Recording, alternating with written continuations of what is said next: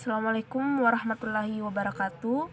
Welcome to our presentation from mahasiswa Universitas Megareski, Prodi S1 Farmasi Angkatan 2019, kelas G khususnya dari kelompok 6. Baik, di sini kami kelompok 6 akan mempresentasikan suatu materi dari mata kuliah kimia fisika yang berjudul reaksi redoks dan prinsip elektrokimia.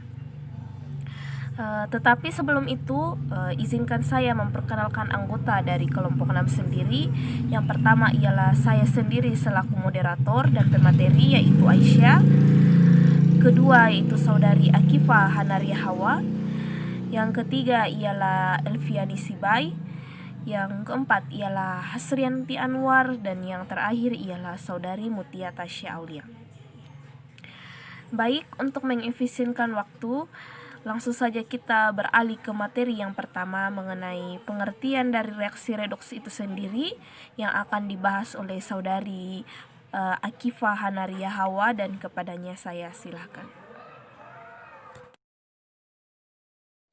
Oke, baik. Bismillahirrahmanirrahim. Assalamualaikum warahmatullahi wabarakatuh. Perkenalkan, saya Akifa Hanaria Hawa sebagai pemateri pertama akan membawakan tentang pengertian reaksi redoks. Jadi yang pertama adalah pengertian reaksi redoks. Nah, reaksi redoks adalah perpindahan dari satu atom ke atom molekul yang lain. Redoks sendiri terdiri atas dua reaksi, yaitu reduksi dan oksidasi, di mana reduksi merupakan penambahan elektron sedangkan oksidasi merupakan pelepasan elektron. Di dalam redoks dikenal dengan dua istilah, yaitu oksidator dan reduktor, di mana oksidator adalah senyawa yang memiliki kemampuan untuk mengoksidasi senyawa lain atau senyawa yang menerima elektron, sedangkan reduktor adalah senyawa yang memiliki kemampuan untuk mendonorkan elektron. Nah, selanjutnya adalah ciri-ciri redoks. Jadi ada beberapa ciri-ciri yang terlihat pada slide di atas. Ada beberapa ciri-ciri dari reaksi redoks. Yang pertama, ada beberapa unsur bebas. Yang kedua, terjadi sebuah perubahan bilangan oksidasi atau biloks. Yang ketiga, ada reduktor, yakni suatu zat yang dapat mengalami oksidasi. Dan yang terakhir, ada oksidator, yakni satu zat yang mengalami reduksi. Nah, selanjutnya adalah konsep reaksi reduksi dan oksidasi. Pada slide di atas ada tiga konsep. Yang pertama berdasarkan pengikatan oksigen, di mana reduksi di sini mengalami pelepasan oksigen, sedangkan oksidasi di sini mengalami pengikatan oksigen. Konsep kedua berdasarkan pengikatan dan pelepasan elektron. Pada konsep kedua ini, reduksi mengalami penerimaan elektron dan oksidasi mengalami pelepasan elektron. Nah, konsep terakhir adalah pengikatan dan pelepasan bilangan oksidasi. Pada konsep terakhir ini, reduksi mengalami penurunan biloks dan oksidasi mengalami penaikan bilangan oksidasi. Nah, di atas ada beberapa contoh dari konsep yang sudah saya jelaskan tadi, bisa dilihat sendiri. Yang pertama berdasarkan pengikatan dan pelepasan oksigen, yang kedua berdasarkan pengikatan dan pelepasan elektron, dan yang terakhir merupakan pengikatan dan pelepasan bilangan oksidasi. Nah, selanjutnya adalah bilangan oksidasi atau biasa dikenal dengan kata biloks.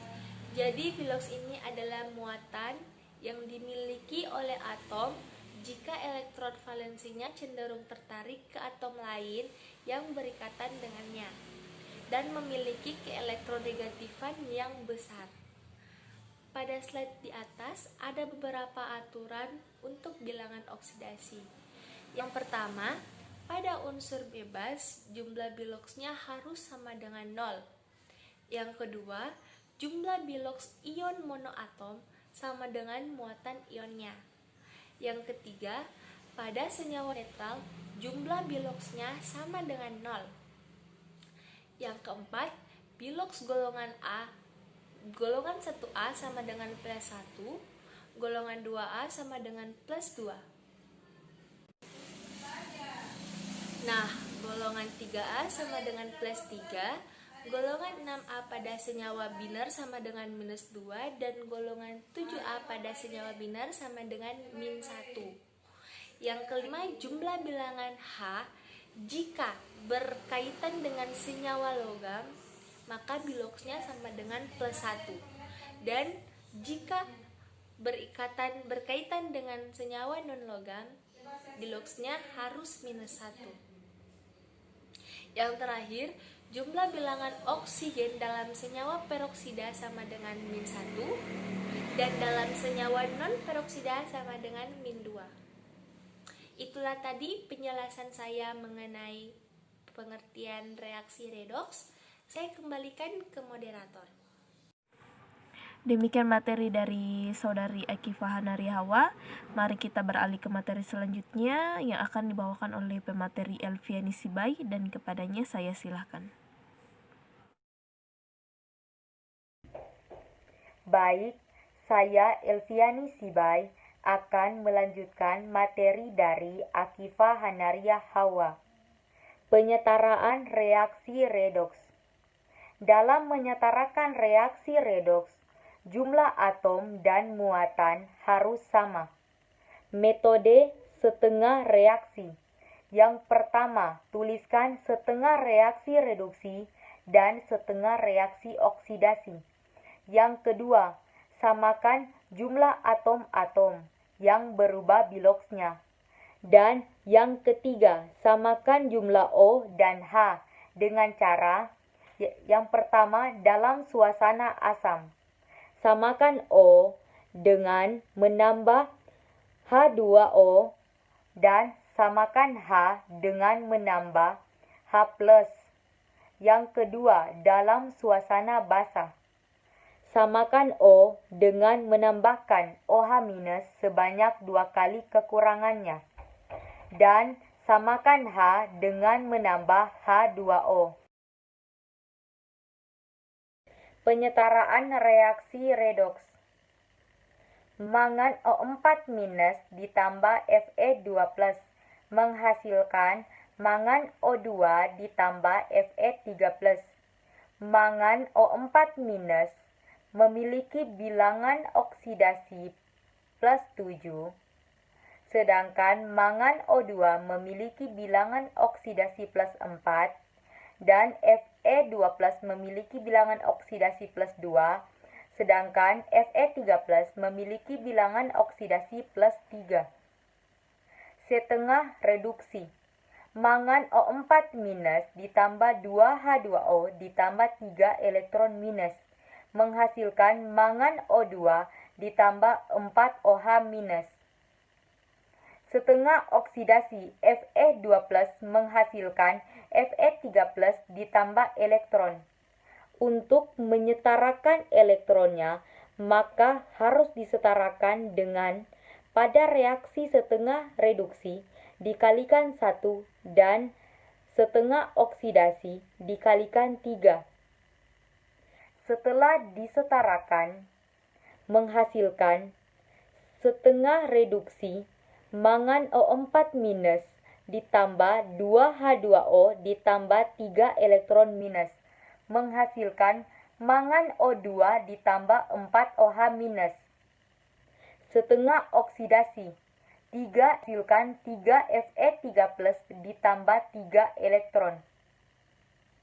Maka adapun hasil akhir reaksinya yaitu mangan O4- ditambah 3 Fe2+ ditambah 2H2O menghasilkan mangan O2 ditambah 3 Fe3+ ditambah 4 OH-. Penyetaraan reaksi redoks. Mangan O4- ditambah Fe2+ menghasilkan mangan 2+ ditambah Fe3+. Mangan O4- memiliki bilangan oksidasi plus 7, sedangkan mangan 2+ memiliki bilangan oksidasi plus 2, dan Fe2+ memiliki bilangan oksidasi plus 2, sedangkan Fe3+ memiliki bilangan oksidasi plus 3. Setengah reduksi. Mangan O4 minus ditambah 8H plus ditambah 5 elektron minus menghasilkan mangan 2 plus ditambah 4H2O. Setengah oksidasi Fe2 plus menghasilkan Fe3 plus ditambah elektron. Untuk menyetarakan elektronnya, maka harus disetarakan dengan pada reaksi setengah reduksi dikalikan 1 dan pada reaksi setengah oksidasi dikalikan 5. Maka adapun hasil setelah disetarakan elektronnya, yaitu pada setengah reduksi, mangan O4 minus ditambah 8H plus ditambah 5 elektron minus menghasilkan mangan 2 plus ditambah 4H2O. Setengah oksidasi 5Fe2 plus menghasilkan 5Fe3 plus ditambah 5 elektron. Maka adapun hasil akhirnya yaitu mangan O4 minus ditambah 5Fe2 plus ditambah 8H plus menghasilkan mangan 2 plus ditambah 5Fe3 plus ditambah 4H2O.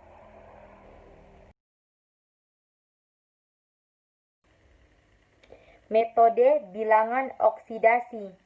Yang pertama, ditentukan reaksi, setengah reaksi reduksi, dan setengah reaksi oksidasi.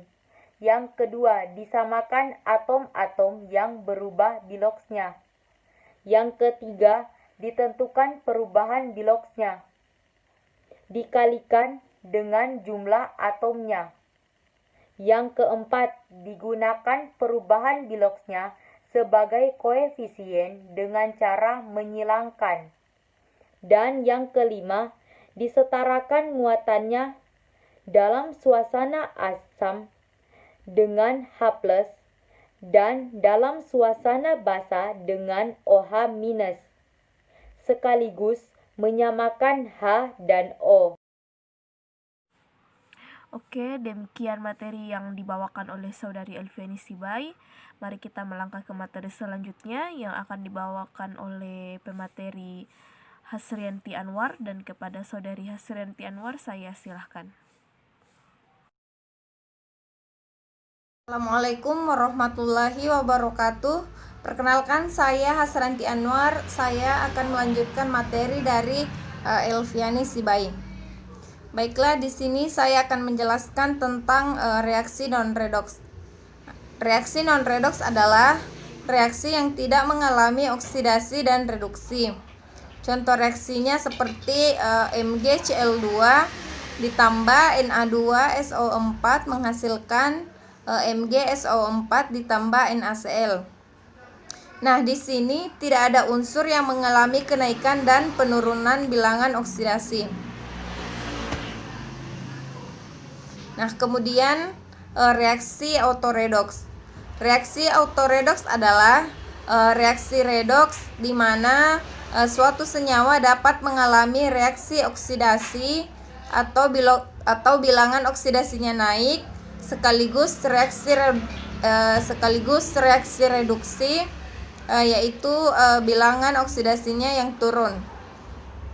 Nah, reaksi autoredoks dibedakan menjadi dua jenis. Yang pertama, reaksi disproporsional, dan yang kedua, reaksi komproporsional.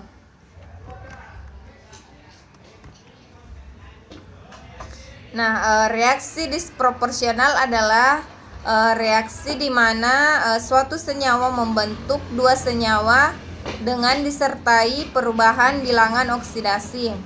Sedangkan reaksi komproporsional ialah reaksi di mana dua senyawa dengan bilangan oksidasi yang berbeda membentuk satu senyawa yang lebih stabil.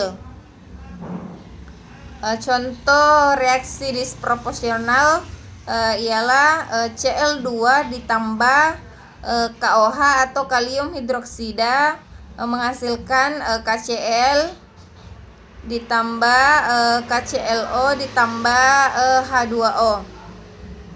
Sedangkan reaksi komproporsional ialah Ag2+ ditambah Ag menghasilkan 2Ag+. Nah, reaksi disproporsional ini Cl2-nya mengalami reaksi oksidasi atau kenaikan bilangan oksidasi menjadi KClO. Sekaligus reaksi reduksi atau penurunan bilangan oksidasinya menjadi KCl. Nah, pada reaksi komproporsional, ion Ag2+ mengalami reaksi reduksi dan Ag mengalami reaksi oksidasi membentuk ion Ag+.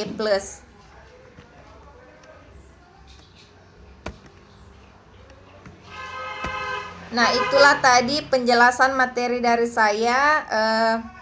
Lebih dan kurangnya mohon dimaafkan. Saya kembalikan kepada moderator.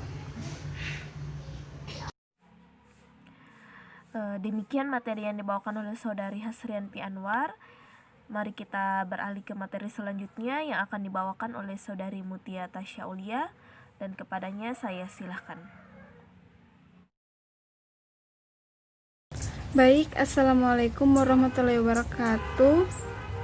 Saya Mutia Tasya Aulia Alimin akan melanjutkan materi dari Saudari Hasrianti Anwar. Contoh reaksi redoks dalam kehidupan sehari-hari. Yang pertama ada fotosintesis. Fotosintesis adalah proses reaksi oksidasi reduksi antara karbon dioksida dan air. Yang kedua ada oksidasi alkohol dan aldehid. Metabolit aldehid yang dihasilkan dari oksidasi alkohol primer atau deaminasi amin alifatik primer mudah mengalami oksidasi dan menghasilkan turunan asam karboksilat yang polar. Yang ketiga ada korosi, dan yang keempat ada pembakaran. Selanjutnya ada pengertian elektrokimia. Elektrokimia adalah cabang kimia yang mempelajari perpindahan antara energi listrik dan energi kimia. Sel elektrokimia ada dua, yaitu yang pertama ada sel volta atau galvani yang menghasilkan listrik, dan yang kedua sel elektrolisis yang memerlukan listrik. Selanjutnya ada prinsip elektrokimia. Prinsip-prinsip dasar elektrokimia didasarkan pada rasio tegangan antara dua zat dan memiliki kemampuan untuk bereaksi satu sama lain. Semakin lama logam dalam suatu larutan sel galvani yang terpisah, maka semakin kuat listrik akan terbentuk akibat perpindahan elektron dari satu sel ke sel yang satunya. Kemudian alat yang digunakan untuk mempelajari elektrokimia disebut sel elektrokimia. Yang pertama ada energi listrik menjadi energi kimia atau reaksi redoks. Yang kedua, katoda kutub min dan anoda kutub plus. Yang ketiga, reaksinya tidak spontan. Dan yang keempat, hanya memiliki satu wadah. Selanjutnya ada elektrokimia. Penulisan reaksi pada sel volta. Reaksi elektroda menggambarkan reaksi pada masing-masing elektroda. Katoda Cu2+ ditambah 2 elektron menghasilkan Cu. Anoda Zn menghasilkan Zn2+ ditambah Cu. Notasi sel menggambarkan perubahan pada on-ionnya. Selanjutnya, jenis-jenis elektroda pada sel volta dibagi menjadi dua, yaitu elektroda padat atau logam dan elektroda tidak padat. Elektroda padat atau logam padat dapat dijadikan elektroda dan dapat bereaksi. Contoh elektrodanya Fe pada larutan FeSO4 dan elektroda Ni pada larutan H2SO4. Kemudian elektroda tidak padat apabila elektroda merupakan elektroda inert atau tidak mudah bereaksi, maka zat lainlah yang akan mengalami reaksi sel. Baik, saya kembalikan kepada moderator. Baik, demikian materi yang dibawakan oleh saudari Mutia Tasya Aulia. Mari kita melangkah ke materi selanjutnya yang akan dibahas oleh saya sendiri.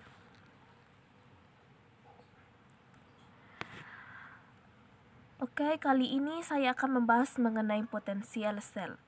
Jadi, pada suatu sel volta ternyata memiliki nilai potensial sel standar yang dapat dirumuskan sebagai potensial sel sama dengan potensial katoda dikurang dengan potensial anoda. Jadi, potensial katoda ini dapat kita artikan sebagai elektroda yang mempunyai harga lebih besar atau bernilai positif. Sedangkan potensial anoda adalah elektroda yang mempunyai harga lebih kecil atau bernilai negatif. Dapat dilihat pada contoh di sini di mana diketahui anoda seng bernilai minus 0,76 volt, sedangkan katoda perak bernilai 0,80 volt. Jadi untuk menentukan potensial sel standarnya yaitu sama dengan 0,80 dikurang minus 0,76 volt. Jadi dapat kita temukan hasilnya yaitu potensialnya sama dengan plus 1,56 volt. Dapat juga digambarkan diagram sel voltanya yang dihasilkan di mana anoda seng akan melepaskan 2 elektron yang membuat nilai potensialnya berharga plus 0,76 volt. Kemudian katoda perak di sini di mana 2 Ag plus akan mengikat 2 elektron yang menghasilkan 2 Ag. Maka nilai potensialnya berharga plus 0,80 volt. Jadi hasilnya ialah seng ditambah 2 Ag plus menghasilkan seng 2 plus ditambah dengan 2 Ag.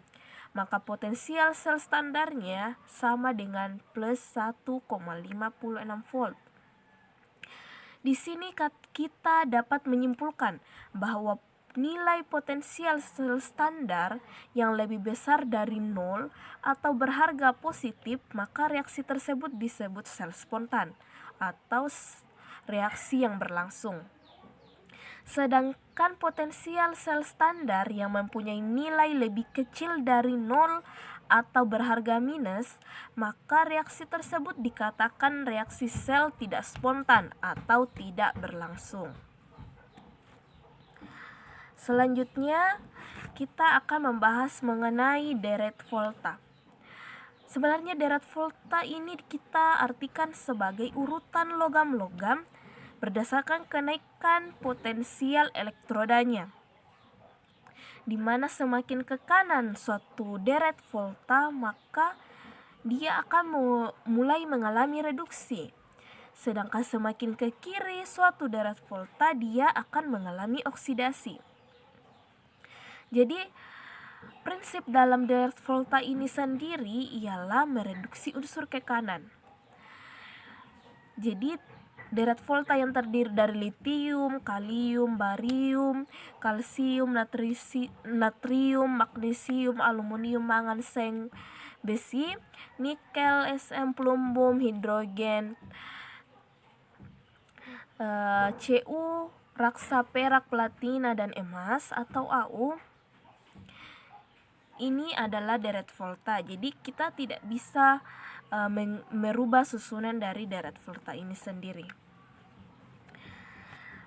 Selanjutnya kita beralih ke materi yang baru yaitu mengenai elektrolisis. Pada sel elektrolisis, arus listrik yang berasal dari sumber di luar sel akan bermigrasi ke dalam larutan di dalam sel. Ion-ion positif atau yang biasa kita sebut dengan kation akan berpindah ke elektroda negatif, dan ion-ion negatif atau yang biasa kita sebut dengan anion itu akan bermigrasi ke elektroda positif. Jadi elektrolit yang digunakan ini bisa digunakan sebagai leburan ataupun sebagai larutan. Jadi pada intinya, proses penggunaan elektrolit ini kemungkinan terjadi reduksi maupun oksidasi dari molekul-molekul air yang harus selalu kita perhatikan. Misalnya pengendapan logam pada katoda, maka potensial elektronnya ini atau konsentrasi ionnya ini dalam larutan harus atau perlu untuk diperhatikan. Baik, contoh elektrolisis leburan elektrolit. Elektrolisis ini sangat penting untuk pembuatan logam-logam aktif seperti natrium atau Na, magnesium atau Mg, dan aluminium atau yang disimbolkan dengan Al. Dapat kita lihat contoh pada PPT ini, yaitu elektrolisis magnesium klorida cair. Jadi yang bertindak sebagai anodanya di sini adalah unsur klorida, yaitu di mana 2Cl ini akan mengikat 2 elektron, akan melepaskan 2 elektron. Sedangkan yang bertindak sebagai katoda ialah magnesium yang akan mengikat 2 elektron menghasilkan Mg. Jadi reaksi selnya yaitu magnesium klorida. Selanjutnya pengaplikasian sel volta dan elektrolis dalam kehidupan sehari-hari. Jadi sel volta dapat bertindak sebagai aki atau baterai pelumum yang digunakan pada kendaraan bermotor.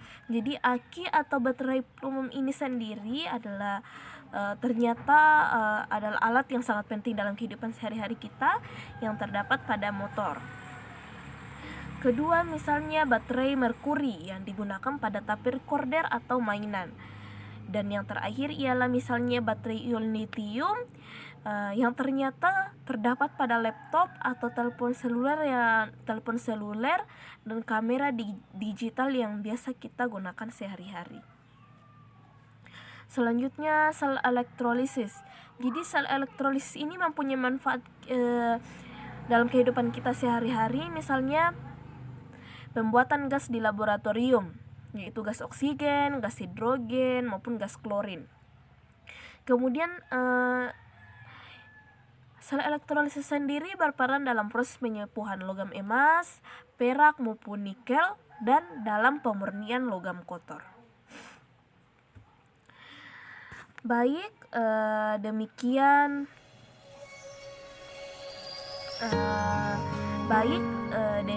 materi dari kelompok 6 mengenai reaksi reduksi dan prinsip elektrokimia.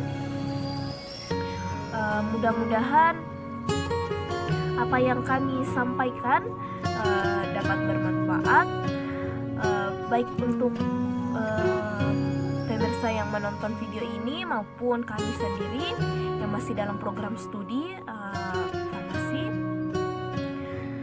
Kemudian jika ada salah kata ataupun terdapat banyak gangguan dalam video ini, kami mohon maaf yang sebesar-besarnya. Kami dari kelompok 6 mengucapkan banyak terima kasih dan wassalamualaikum warahmatullahi wabarakatuh.